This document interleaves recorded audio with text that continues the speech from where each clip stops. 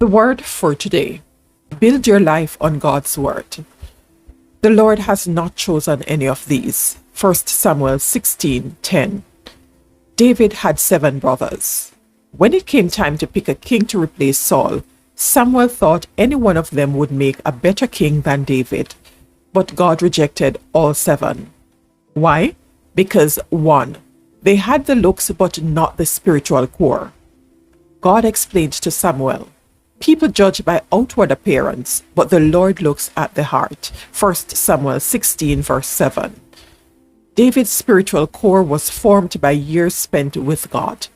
His heart's cry was, as a deer gets thirsty for streams of water, I truly am thirsty for you, my God. Psalm 42 verse 1. 2. They had no personal experiences with God to fall back on. The lion and the bear were big, and Goliath was bigger yet. But David wasn't intimidated. The Lord, who delivered me from the paw of the lion and from the paw of the bear, he will deliver me from the hand of the Philistine. 1 Samuel 17:37. There are no insignificant battles. The little ones equip you for the big ones that shape your destiny. So stand on your God experiences. How you respond in a crisis is determined by the experiences you have had with God. 3.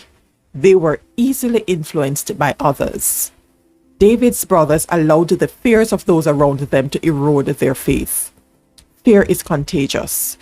If you listen to it long enough, you will get infected.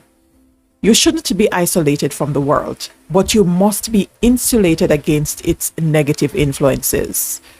Listening to Goliath frightened David's brothers, but it didn't frighten David. So, who are you listening to today? Get God's opinion and build your life upon it. Allow His word to settle every issue. That is the word for today.